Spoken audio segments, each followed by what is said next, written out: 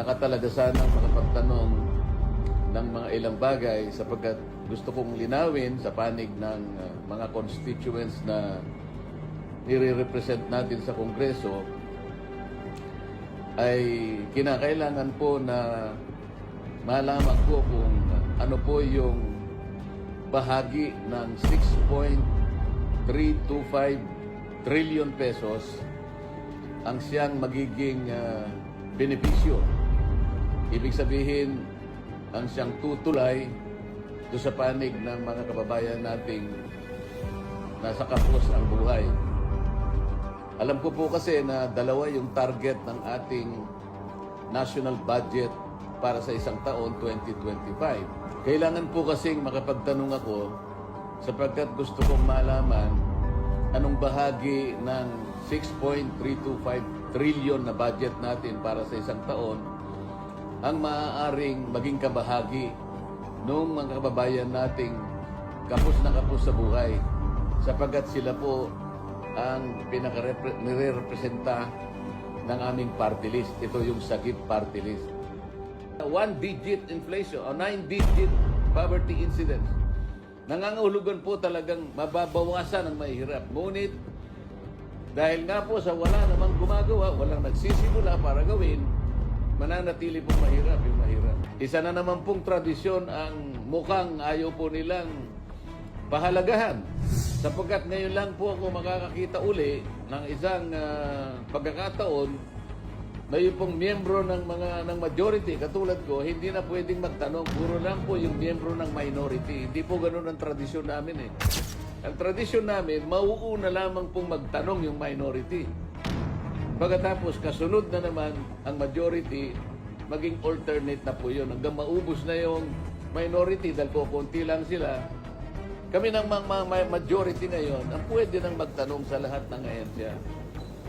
Ngunit hindi po tayo pinayagan, wala po akong magagawa. Ang akin lamang sanang pagtatanong ay nakatuon lamang do sa tinatawag na general principles.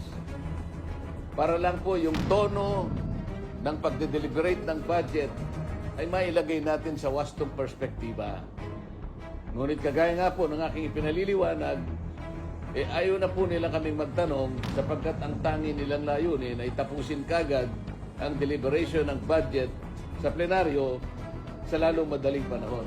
Ako po'y nalulungkot sapagkat hindi po mabilisan ang pinag-uusapan natin. Ang pinag-uusapan natin, makilala natin, makilatis natin, maintindihan natin, maipaliwanag natin sa mga tao na sila yung benepisyaryo nitong isang napakalaking cheque na ito na ang kanyang katapat na halaga ay 6.325 trillion.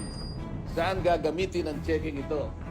Kailangan kasing masagot ng diretsahan at ng walang pag-aalinlangan. Diyan sa budget, isang checking napakalaki ang halaga. Ilang kababayan nating mahihirap ang mababawas natin sa kanilang bilang. Yung sana ang kailangang masagot dito sa bawat budget na inilalatag natin taon-taon, nasisiguro sana natin na meron tayong napapag-graduate sa kahirapan ng mga kababayan natin hanggang sila ay maubos. So kung gagayahin natin ang China, isang taon lang dapat nag-graduate na lahat sa kahirapan ng ating mamamayan. Ito yung gusto ko sanang masiguro. Ito yung gusto kong masagot ng diretso. Ang problema, hindi kami pinagtatanong. Gusto ko sanang usisahin kung bakit yung Magna Carta na ginawa natin sa loob ng 15 taon, Magna Carta 44, hanggang ngayon ay hindi naipatutupad ng maayos. Walang implementing rules and regulations. Walang listahan ng mahihirap na sila ang magiging benepisyaryo nung batas na yon. Hindi umuusad. Walang ginagawa yung National Anti-Poverty Commission. Walang ginagawa ang NEDA para yung listahan na yon ay makuha natin. Ngayon, kung ang tinutukoy nila ay mabawasan ng 1 digit ang kahirapan sa ating bansa at hindi naman sila magsisimula, kahit kailan ay hindi matutupad yung kanilang hangarin sapagkat hindi gumagalaw yung batas at walang gustong sumagot at walang gustong gumawa at ayaw nila kaming bigyan ng pagkakataon na makapagtanong dito sa bahaging ito. Ngayong napaka-importante nito sapagkat ang kinakatawan nga natin ay yung mga mahihirap na kababayan dito sa ating bansa. Maraming salamat po at manatili tayong malakas, matatag ang pananampalatayang paniwala sa Diyos na kahit ano pong mangyari, huwag tayong kakala, silaban po natin ang katwiran. Salamat po.